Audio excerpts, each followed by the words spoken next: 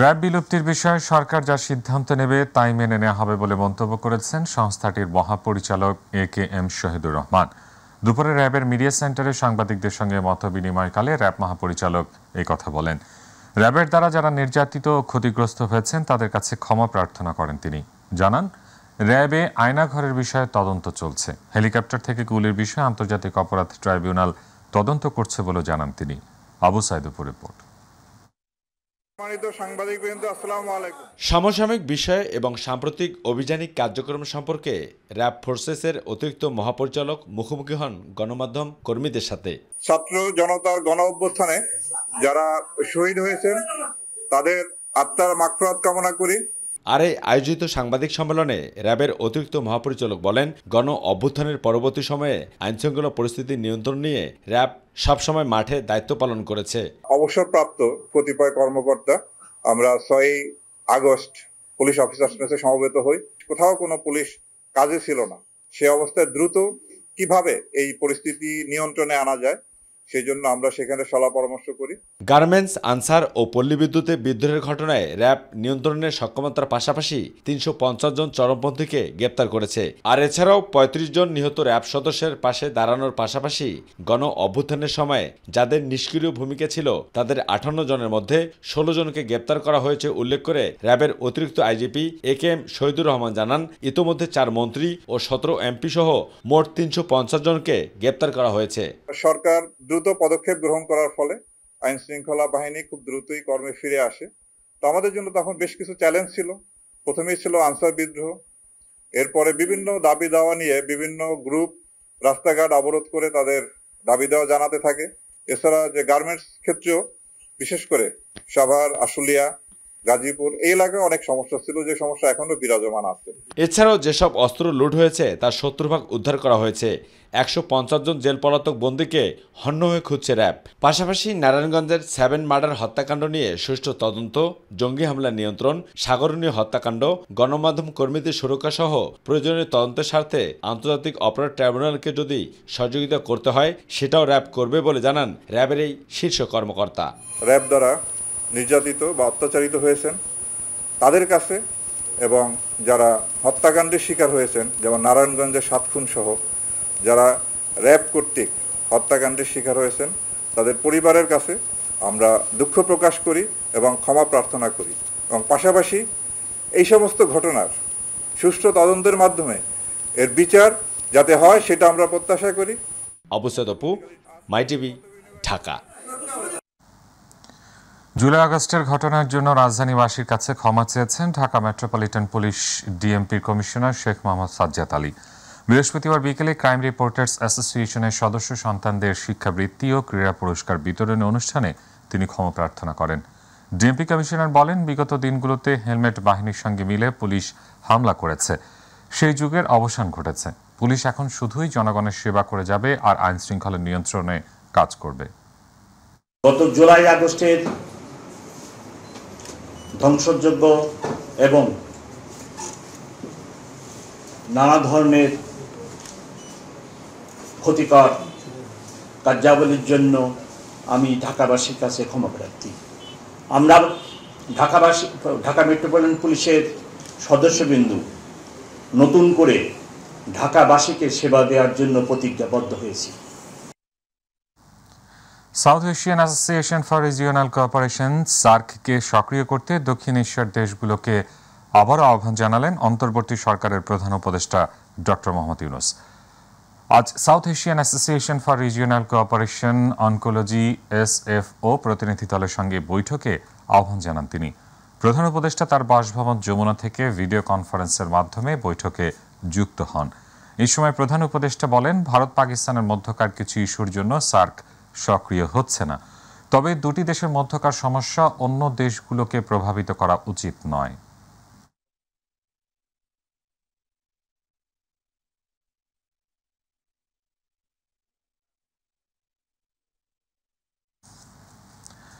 মামলা শেষ হলেই দেশে ফিরবেন বিএনপির ভারপ্রাপ্ত চেয়ারম্যান তারেক রহমান। নেতাকর্মীদের ধৈর্য ধরার আহ্বান জানিয়েছেন তিনি। দুপুরে যুক্তরাজ্য সফর শেষে দেশে ফিরে বিমানবন্দরে সাংবাদিকদের কথা বলেন দলের মহাসচিব মির্জা ফখরুল ইসলাম আলমগীর।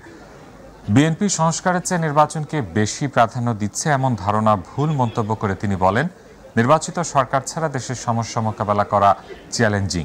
তবে ছাত্র জনতার আন্দোলনে পাওয়া বিজয়কে ফলপ্রসূ ও সার্থক করতে হলে অবশ্যই সকলকে ধৈর্য ধরে ঐক্যবদ্ধভাবে কাজ করতে হবে এবং গণতন্ত্রকে পুনঃপ্রতিষ্ঠা করতে হবে।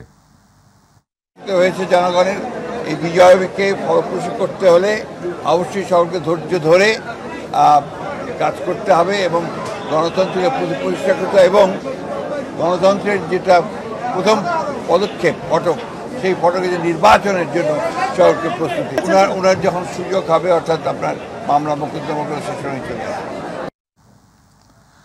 উপদেষ্টাদের দ্বিধান্বিত মন্তব্যে জাতীয় ঐক্যে ফাটল ধরতে পারে বলে মন্তব্য করেছেন বিএনপির সিনিয়র যুগ্ম মহাসচিব রুহুল কবির রিজভী।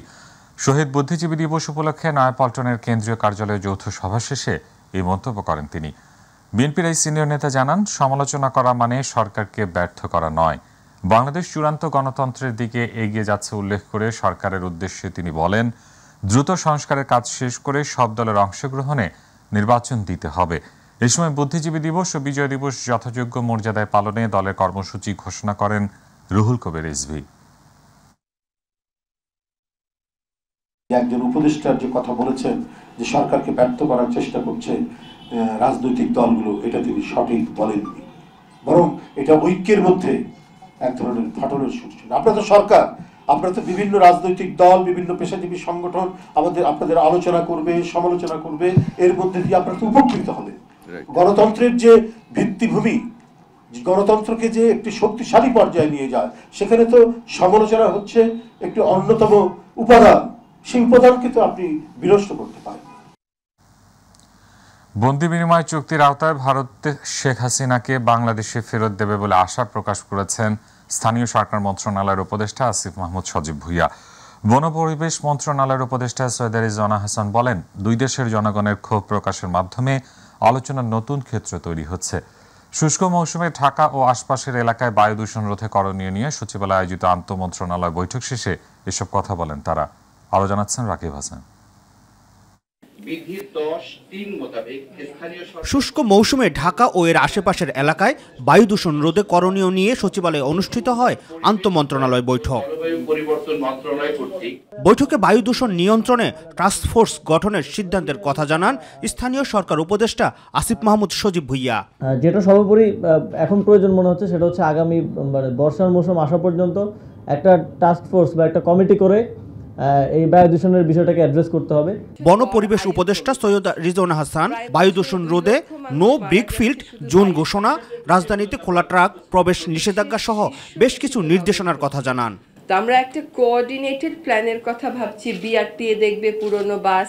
আপনারা যদি একটু আমাদের সাথে বসে একটা ওয়ার্ক প্ল্যান করেন এবং আমরা অ্যাজ এ টিম মাঠে থাকি, তাহলে এই মেসেজটা কনভে করতে হবে যে ঢাকাতে কোনো পয়েন্ট থেকে আনকাভার্ড অবস্থায় ট্রাক নিয়ে ঢোকা যাবে না। পরে সাংবাদিকদের প্রশ্নের জবাবে ভারত বাংলাদেশ সম্পর্কের উন্নয়নে দুই দেশই উদ্যোগ নেবে বলে আশা প্রকাশ করেন তিনি। ভারতের মতন একটা বড় প্রতিবেশী দেশের সাথে ভারতও চাইবে সম্পর্ক স্বাভাবিক হোক, আমরাও চাইব সম্পর্ক স্বাভাবিক হোক। আমরা চাইব যে কোনো দল বা কোনো ব্যক্তি কেন্দ্রিক সম্পর্ক কোনো প্রতিবেশীর সাথে আমাদের না হোক। সম্পর্ক হবে ভারতের জনগণের সাথে বাংলাদেশের জনগণের। সরকারগুলো সেখানে সহায়ক ভূমিকা পালন করবে।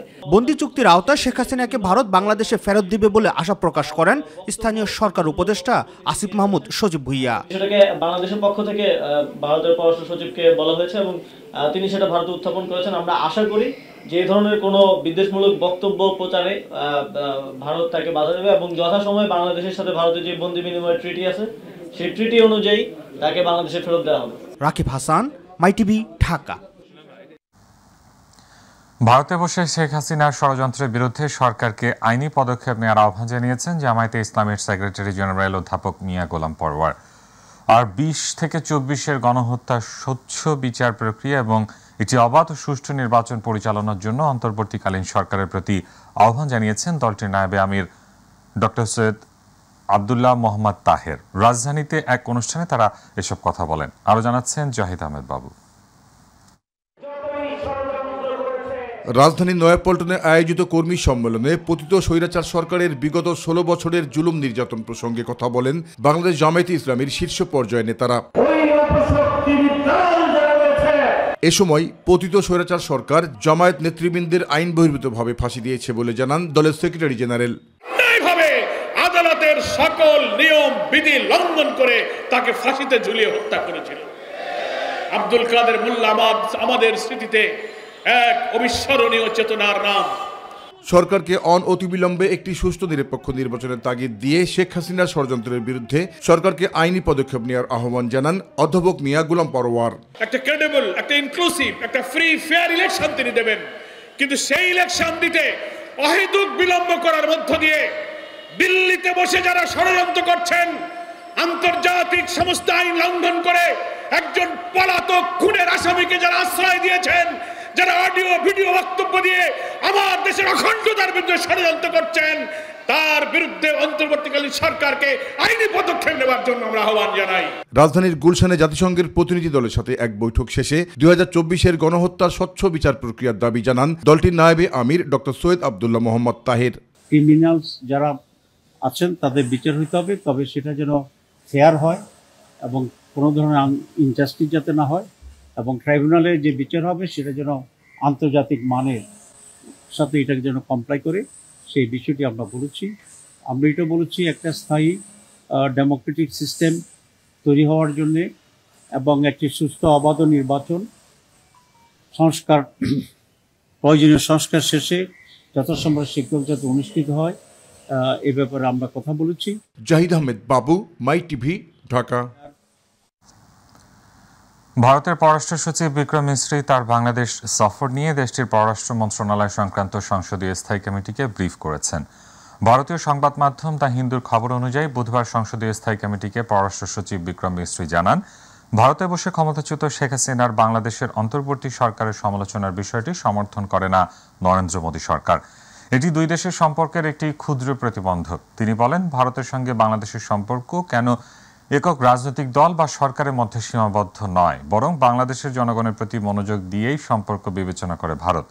ভারতের পররাষ্ট্র সচিব জানান, শেখ হাসিনা ব্যক্তিগত যোগাযোগের উপকরণ ব্যবহার করে বক্তব্য দিচ্ছেন। ভারত সরকার তাকে কোনো প্ল্যাটফর্ম বা সুযোগ প্রদান করেনি যাতে তিনি ভারতীয় ভূখণ্ড থেকে তার রাজনৈতিক কার্যক্রম চালিয়ে যেতে পারেন।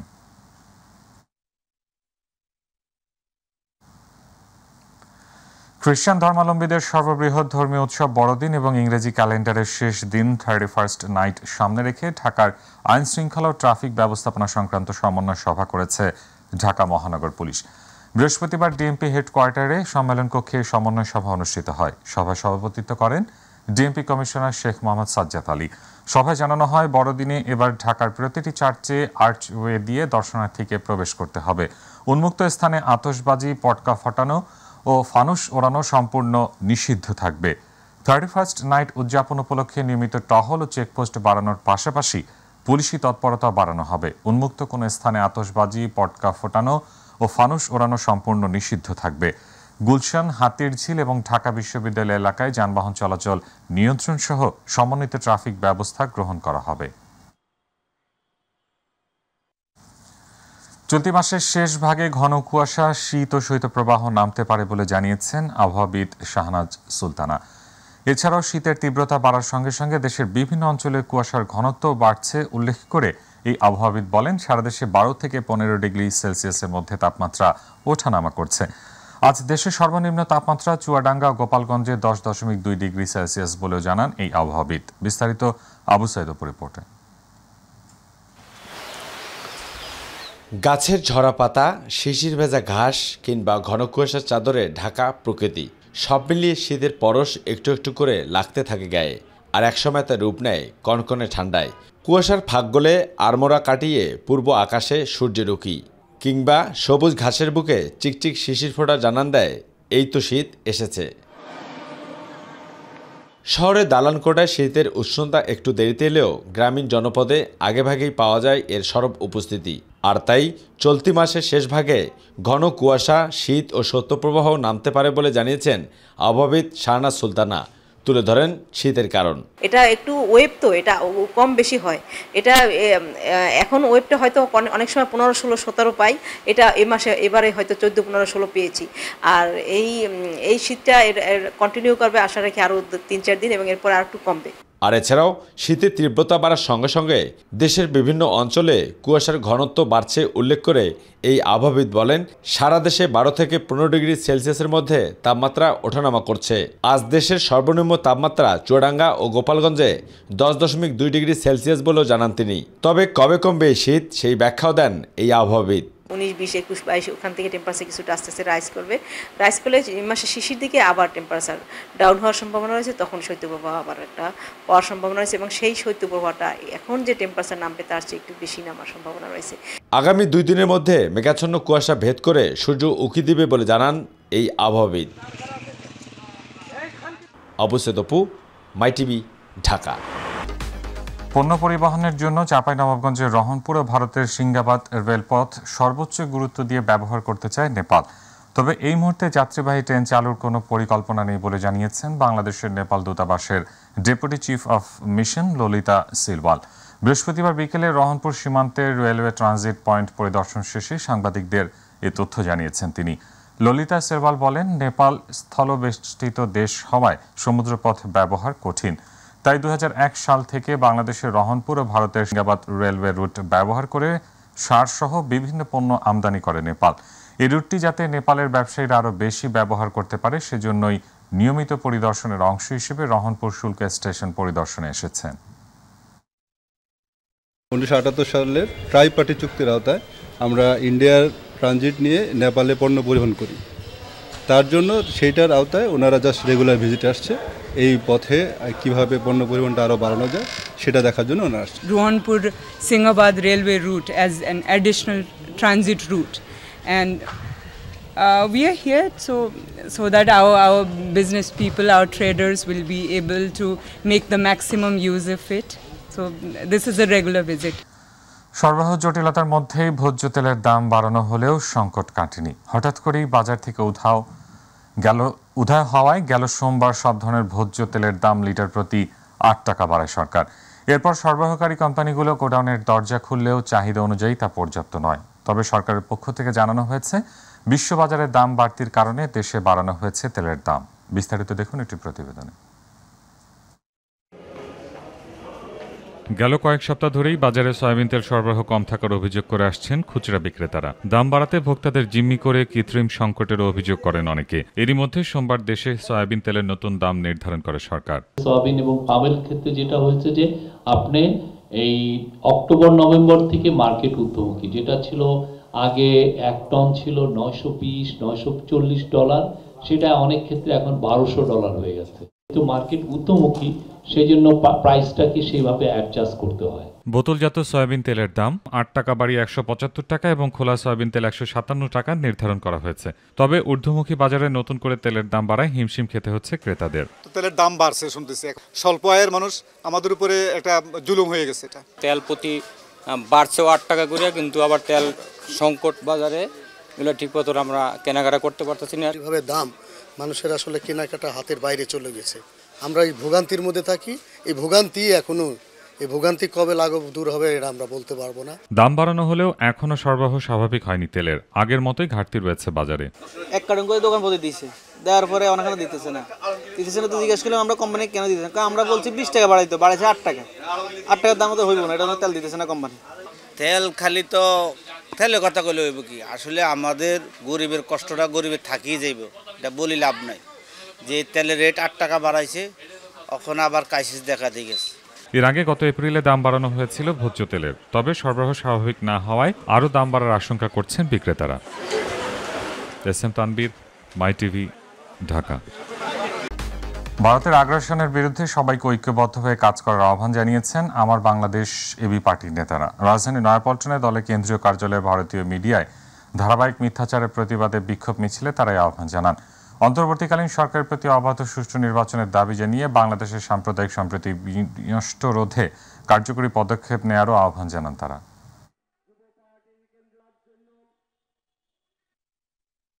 এই ভারতীয় আগ্রাসনের বিরুদ্ধে ঐক্যবদ্ধ হতে হবে তেমনিভাবে একটা সংস্কার এবং নির্বাচন সুষ্ঠু করার জন্য আমাদের ঐক্যবদ্ধ হতে হবে। এবার বাণিজ্য সংবাদ।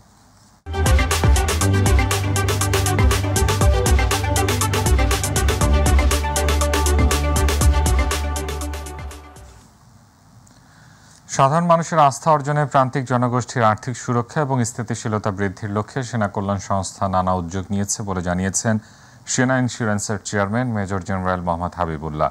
দুপুরে রাজধানীর সেনা কল্যাণ সংস্থা ভবনে এক অনুষ্ঠানে কথা বলেন তিনি। প্রান্তিক মানুষের আস্থা অর্জনে প্রতিষ্ঠানটি ইতোমধ্যে সফলতা অর্জন করেছে বলে জানান ব্যবস্থাপনা পরিচালক ব্রিগেডিয়ার জেনারেল শফিক শামীম।